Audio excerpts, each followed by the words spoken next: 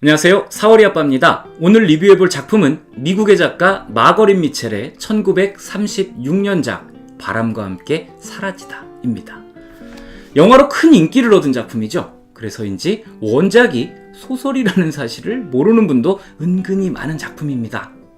오늘의 작품 바람과 함께 사라지다는 미국 남북전쟁 전후에 남부를 무대로 주인공의 인생 역정을 통한 생존과 성장에 관한 이야기를 담아낸 역사 로맨스 작품입니다.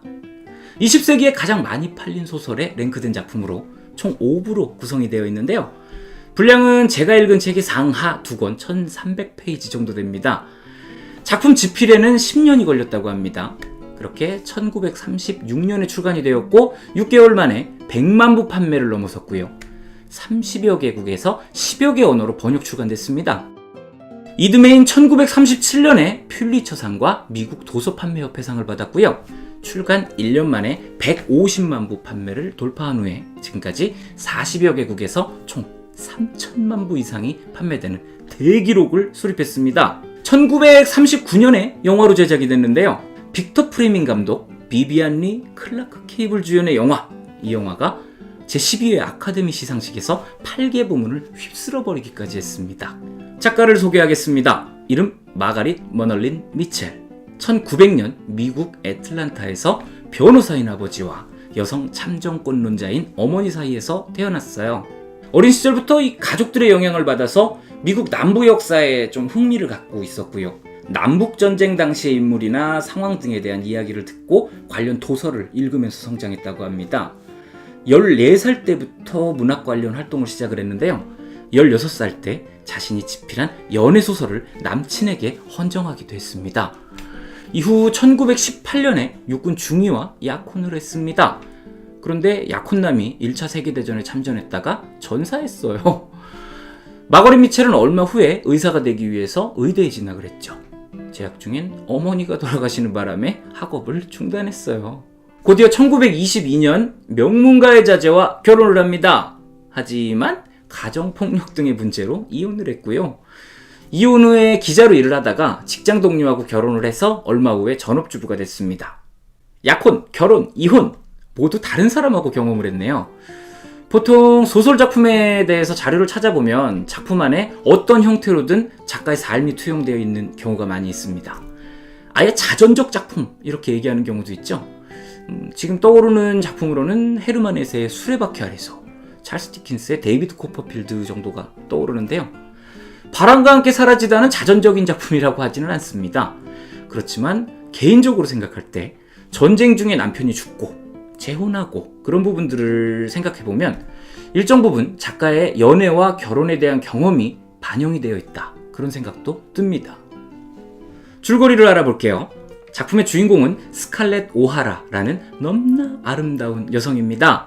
16살의 자타공인 미녀 스칼렛. 그녀는 부잣집에서 태어나 잡복에 빠져 살아가는 철부지 공주님입니다. 그녀는 지적인 것하고는 거리가 먼데요. 오로지 파티, 미모, 옷, 남자 이런 것들에만 관심이 있을 뿐, 내 앞에서 골치 아픈 얘기하면 안 만나준다 이런 말을 하면서 도도함을 뿜뿜 하고 있죠. 텅텅텅. 스칼렛의 아버지는 제럴드 오하라입니다. 지금은 대농장인 타라를 운영하고 있는데요.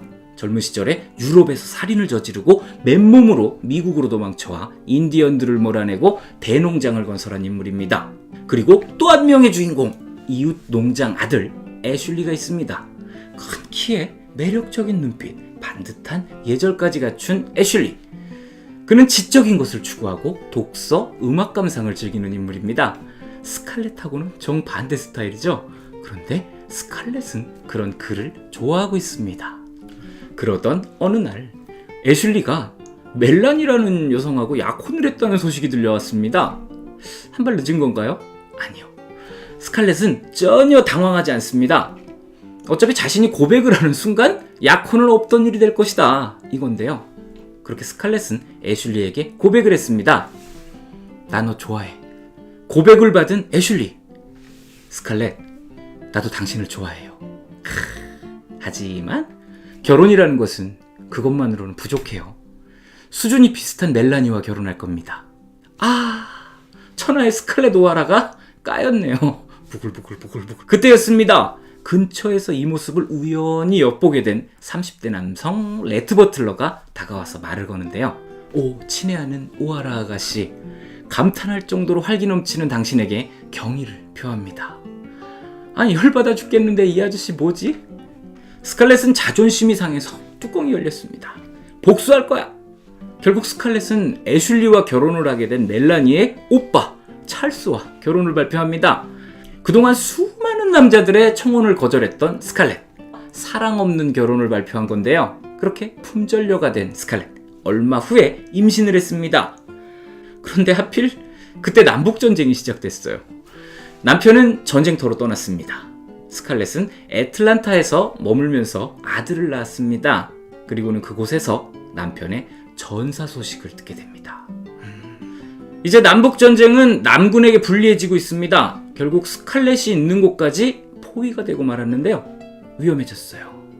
하지만 스칼렛은 레트 버틀러라는 사람의 도움을 받아서 고향으로 돌아갈 수 있었습니다. 이 레트라는 인물은 앞서서 스칼렛이 애슐리한테 까였을 때 말 걸었던 그 남자인데요. 이 다른 남자들처럼 참전을 하지 않고 오히려 전쟁 물자를 팔면서 부를 축적한 인물입니다. 대단한데요. 고향에 돌아온 스칼렛, 이미 농장과 집은 황무지로 변해 있었고 아버지는 정신 이상. 스칼렛은 굶주리는 대가족을 먹여 살려야 하는 입장이 돼버렸습니다. 이제부터 스칼렛은 그동안과는 전혀 다른 모습을 보여줍니다. 직접 일터로 나갔고 힘든 일과 천한 일도 마다하지 않으며 악착같이 돈을 모으기 시작을 하는데요. 그 과정에서 동생 약혼자를 가로채서 재혼을 합니다. 상대는 프랭크라는 인물. 그는 장사를 통해서 많은 재산을 모았습니다. 그래서 그와 결혼했습니다. 또한 북부 사람들과 손을 잡기도 했고 공장을 운영하는 인건비 절약을 위해서 죄수들의 값싼 노동력을 이용하기도 하는 등 악바리 같은 모습을 보여줍니다. 그렇게 시간이 흘렀습니다. 어느새 철없던 16살 아가씨는 27살이 되었어요. 여전히 열심히 대가족을 먹여 살리던 어느 날 남편 프랭크가 어떠한 사건으로 인해 죽어요. 다시 과부가 된 스칼렛, 곧이어 세 번째 결혼을 합니다. 상대는 오래전부터 그녀의 곁을 맴돌던 남자 레트 버틀러입니다. 그가 스칼렛하고 성격도 비슷하고 잘 맞습니다. 그런데 중요한 문제가 있었죠. 스칼렛은 아직도 애슐리를 마음에 두고 있다는 것. 이로 인해서 레트와 끊임없는 불화를 겪습니다. 그러던 중에 또 사고가 터졌습니다. 두 사람에게 본이라는 딸이 있었는데요. 보니가 말에서 떨어져 죽었어요.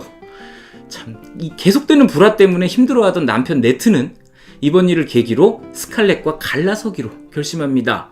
그리고 이맘때 또 한 명이 세상을 떠나는데요. 바로 애슐리와 결혼을 했던 멜라니입니다. 스칼렛은 멜라니의 오빠하고 결혼을 했죠? 제가 좀 요약을 하느라고 생략이 있었는데요. 스칼렛, 애슐리, 멜라니는 초반부터 계속 함께하고 있는 중입니다. 아무튼 남편들은 계속해서 죽고 딸도 죽고 멜라니도 죽고 스칼렛은 이제 아내를 잃은 애슐리의 모습을 봤습니다. 그는 지금 아내를 잃고 진심으로 괴로워하고 있었죠. 그 모습을 본 스칼렛, 뒤늦게 각성했습니다.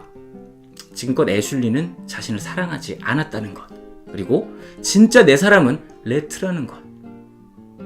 그렇지만 레트는 이미 갈라서겠다고 마음을 먹은 상황. 스칼렛은 레트의 마음을 돌려보려 했지만 결국 레트는 떠나버렸습니다. 이제 혼자가 된 스칼렛. 그렇지만 그녀는 무너지지 않습니다. 그리고는 너무너무나도 유명한 말을 외치죠. 내일 일은 내일 생각하겠어. 어찌되었든 내일은 내일의 태양이 떠오를 것 아닌가. 여기까지가 오늘의 작품 바람과 함께 사라지다의 줄거리였습니다. 광고 한 편 보고 와서 작품에 관해서 조금 더 이야기 나눠보시자고요. 안 나올 수도 있어요. 작품의 주인공인 스칼렛 오하라는 자뻑에 빠진 부잣집 공주님입니다. 그죠? 외모가 아름다울 뿐 진지하지도 않고 입만 벌리면 거짓말은 자동으로 튀어나오고 이기적이고 고집쟁이에다가 변덕쟁이에요. 이 작품이 발표될 당시에 이러한 인물이 작품의 주인공으로 등장한다는 것은 상당히 파격적인 시도였습니다. 그럼에도 작가는 과감히 그녀를 주인공으로 만들었습니다. 하지만 막상 작품을 읽어본다면 이 스칼렛 오하라라는 인물이 그렇게까지 막장은 아니다라는 느낌은 옵니다.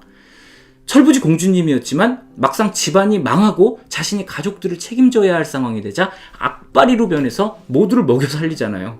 물론 방법이 정당하지 못한 경우도 있었지만 결국에는 무너지지 않고 모든 것을 해냈습니다. 게다가 가까운 사람들이 죽거나 떠났지만 마지막에 명대사를 통해서 한 번 더 강한 의지를 표현하죠. 이런 부분을 생각할 때 작가는 스칼렛 오하라라는 인물을 통해서 강한 의지를 가진 여성을 표현하고자 한 것으로 보입니다. 이 작품 초반에 스칼렛과 레트 버틀러는 좀 부정적인 이미지를 풍기죠.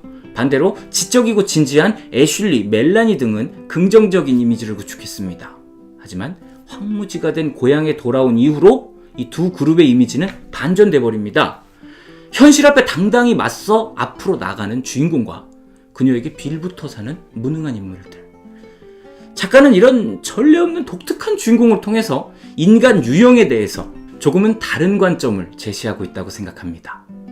이 작품은 미국 역사에서 사회적 경제적으로 격동기였던 한 시대를 헤쳐가는 스칼렛과 그녀의 친구들, 친척들의 발자취를 쫓고 있습니다.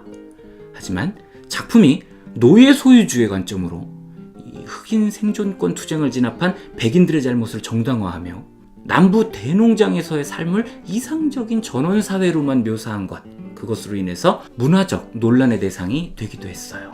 하지만 아이러니하게도 제12회 아카데미 시상식에서 영화 바람과 함께 사라지다에서 스칼렛의 유머로 열연을 한 흑인 여배우 해티 맥데니얼이 여우 조연상을 수상하면서 최초의 흑인 오스카 수상자로 이름을 올리기도 했어요.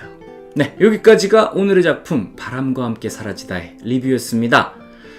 다음 작품도 많은 기대 부탁드리겠습니다. 어찌되었든 내일은 내일의 리뷰가 업로드 될 테니까요.